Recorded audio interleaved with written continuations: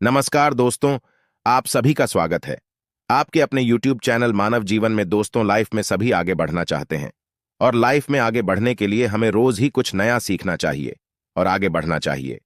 तो चलिए आज की प्रस्तुति शुरू करते हैं। श्री शिवाय नमस्तुभ्यम हर हर महादेव। दोस्तों, आप सभी लोग जानते हैं कि 7 दिसंबर 2024 यानी शनिवार को पड़ रही है मार्गशीर्ष महीने की षष्ठी तिथि। और दोस्तों, ये वो षष्ठी तिथि है जो मार्गशीर्ष महीने में पड़ने वाली सबसे बड़ी तिथि है, क्योंकि यह शनिवार को पड़ रही है, जो बहुत ही खास है।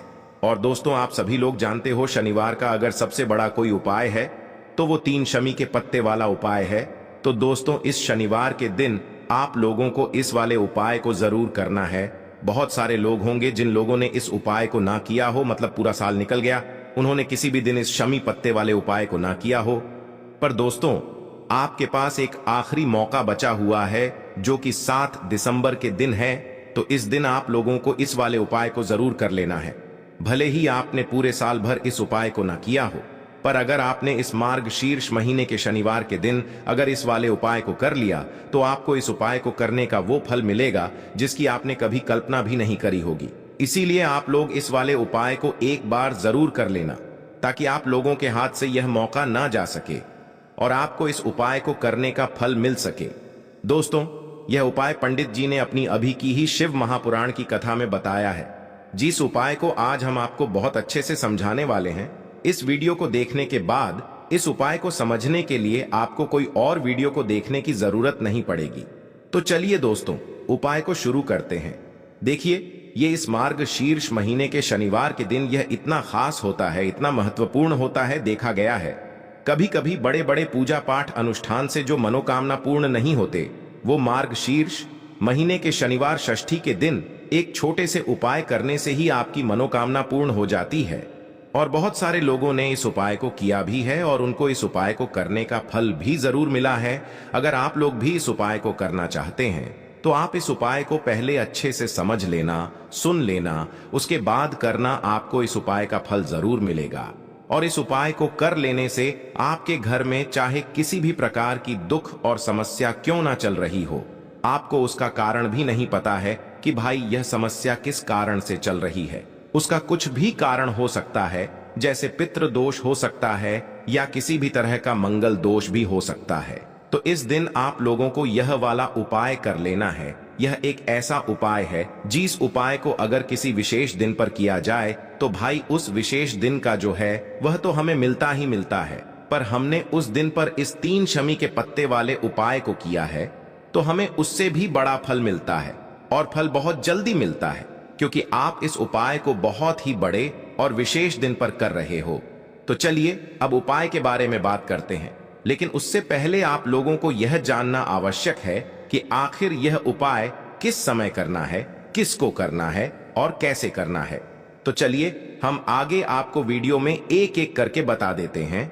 लेकिन उससे पहले अगर आप लोग हमारे चैनल पर नए हैं तो हमारे चैनल को सब्सक्राइब कर लेना और इस वीडियो को लाइक करके कमेंट बॉक्स में श्री शिवाय नमस्तुभ्यम ओम नमः शिवाय जरूर टाइप कर देना।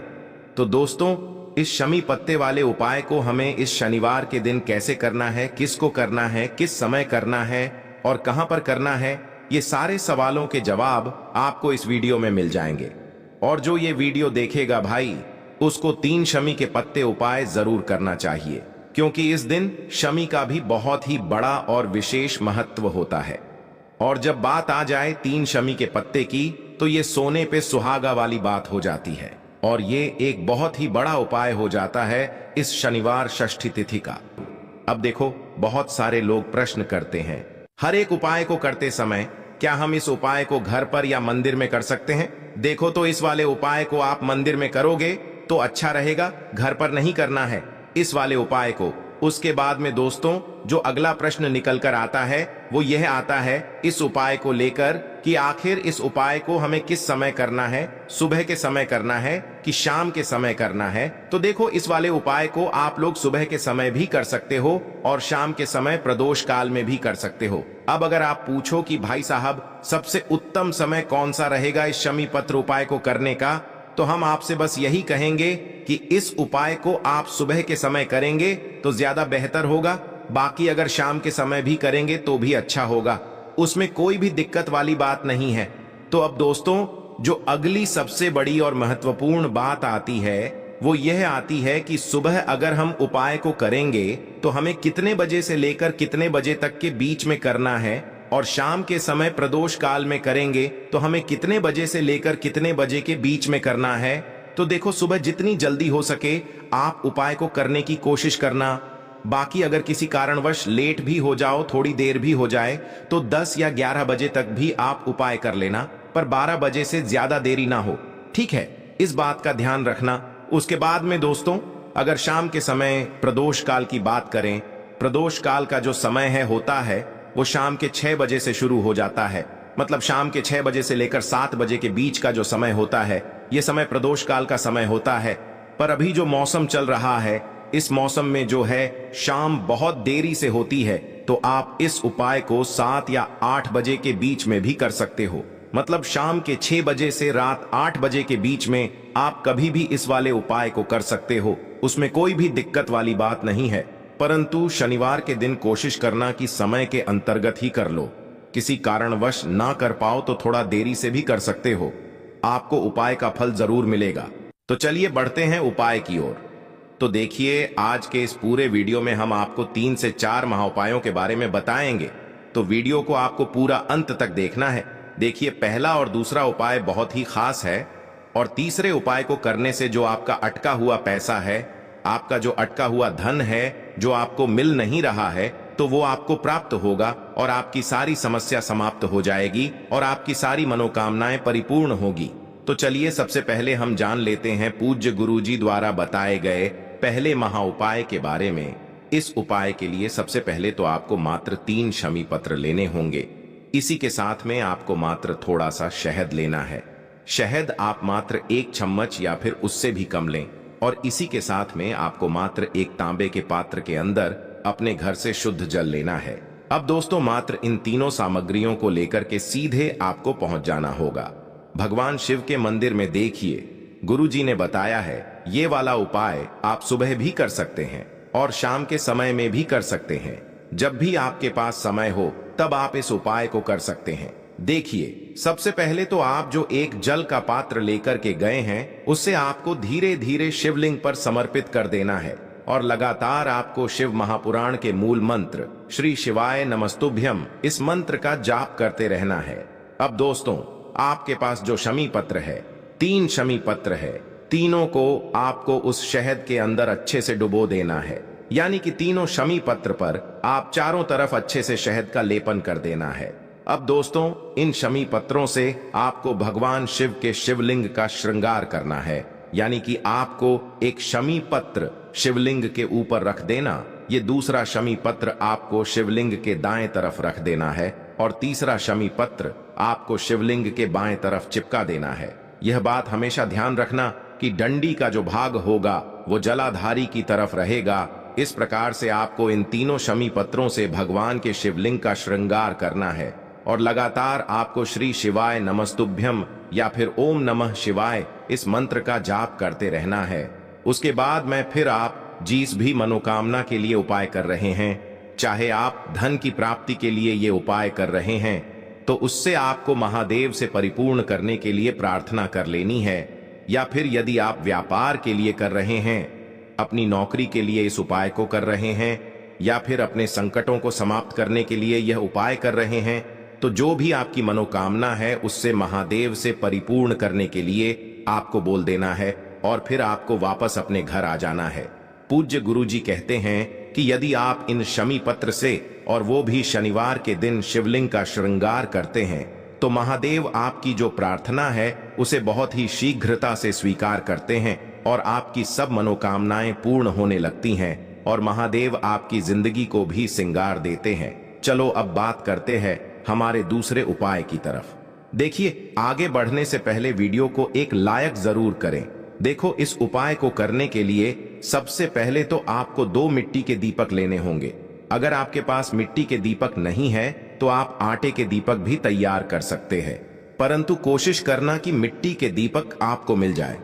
ठीक है, देखिए, अब मिट्टी के दीपक जब भी आप ले रहे हो तो आपको एक बात का विशेष रूप से ध्यान रखना है कि मिट्टी के जो दीपक है वो कहीं से भी टूटे हुए या फिर खंडित नहीं होने चाहिए।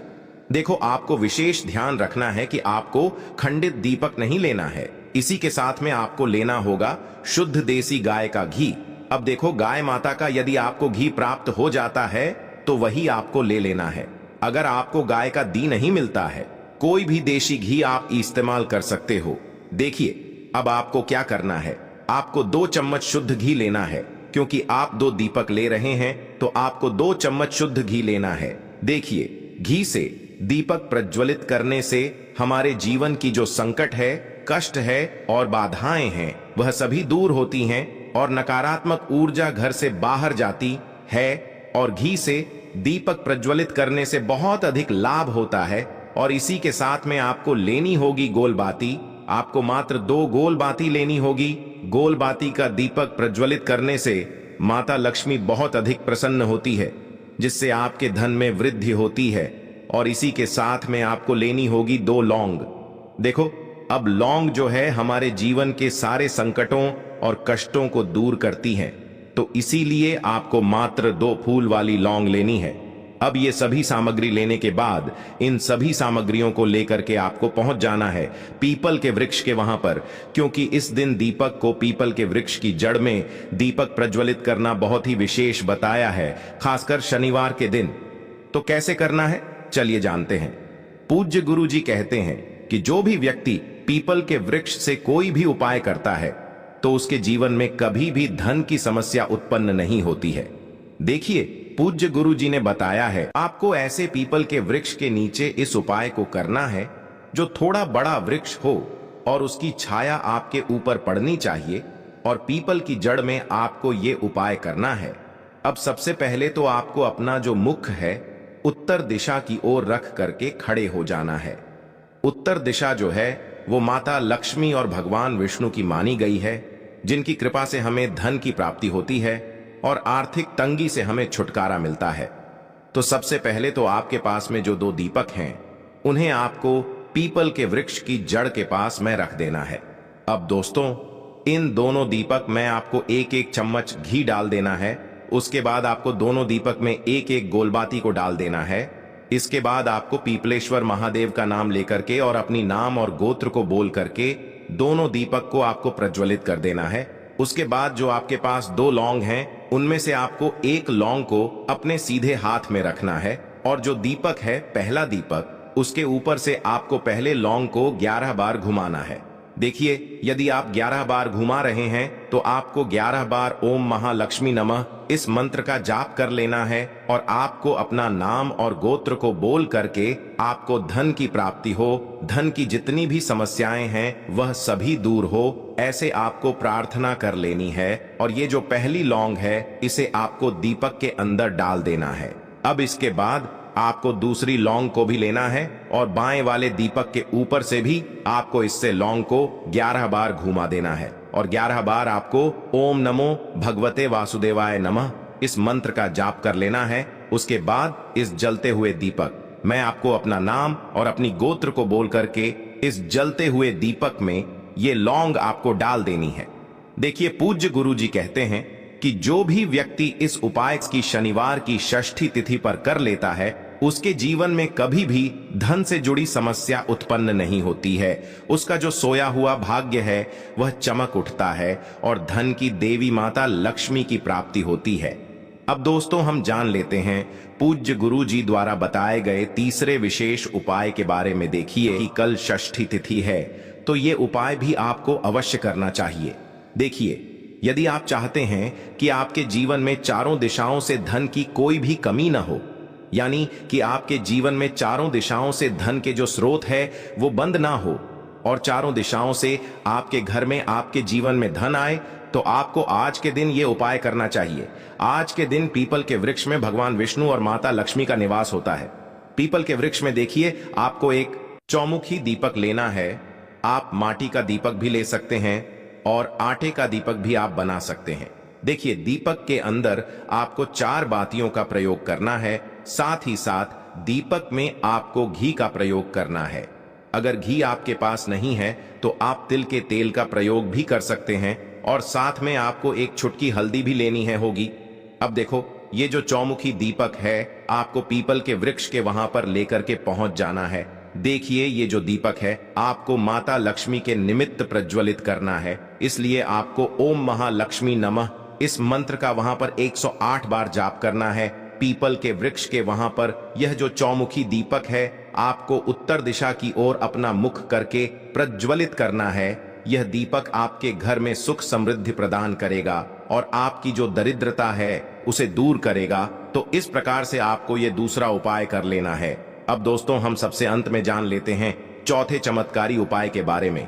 ये उपाय विशेषकर रोग मुक्ति के लिए होने वाला है। देखिए, इस उपाय के लिए आपको मात्र थोड़ा सा शहद ले लेना है और इसी शहद के साथ में आपको मात्र एक लोटा शुद्ध जल लेना है। तांबे के पात्र के अंदर अपने घर से अब सिर्फ ये दोनों सामग्री लेकर के सीधे आपको पहुंच जाना है भगवान शिव के मंदिर में। पूज्य गुरु जी ने बताया है कि शनिवार के दिन पर आप ये उपाय सुबह के समय भी कर सकते हैं और शाम के समय में भी कर सकते हैं। देखिए, सबसे पहले तो आप जो ये शहद लेकर के गए हैं, इस शहद से आपको माता अशोक सुंदरी वाले स्थान पर ओम का निर्माण कर देना है। यह जो ओम है आपको अपने सीधे हाथ की चिटी उंगली के पास वाली उंगली, अनामिका उंगली, उसी से बनाना है। और इसके बाद जो आपके पास एक लोटा शुद्ध जल है, इससे भी आपको धीरे धीरे भगवान शिव के शिवलिंग पर अर्पित करते जाना है। श्री शिवाय नमस्तुभ्यम इस मंत्र का जाप करते हुए पूज्य गुरु जी ने बताया कि जल आपको बिल्कुल धीरे धीरे समर्पित करना होगा और समर्पित करते हुए आपको कम से कम 11 बार या फिर 21 बार श्री शिवाय नमस्तुभ्यम इस मंत्र का जाप कर लेना है। लेकिन जैसे ही ये जल शिवलिंग से होकर के जलाधारी की ओर बह करके आएगा तो इस जल को आपको उसी पत्र में थोड़ा सा जल लेना है और यह जल आपको महादेव से औषधीय स्वरूप प्राप्त कर लेना है। आपको महादेव से प्रार्थना कर लेनी है कि है महादेव, मैं इस जल को औषधीय स्वरूप अपने घर लेकर के जा रहा हूं। मेरे परिवार के सदस्यों के शरीर में बीमारी हो चुकी है, उस बीमारी को ठीक करने के लिए आप इस जल को औषधीय स्वरूप बना दीजिए। इस प्रकार से प्रार्थना करते हुए यह जल आपको अपने घर लेकर के आ जाना है। अब दोस्तों, इस जल का आपको उस व्यक्ति को आचमन करवाना है जो व्यक्ति बहुत अधिक बीमार है, यानी कि थोड़ा थोड़ा जल आपको उस व्यक्ति को आचमन करवा देना है। पूज्य गुरु जी ने बताया है कि जो भी व्यक्ति इस जल का आचमन कर लेता है उसका सभी रोग और बीमारी दूर हो जाती है।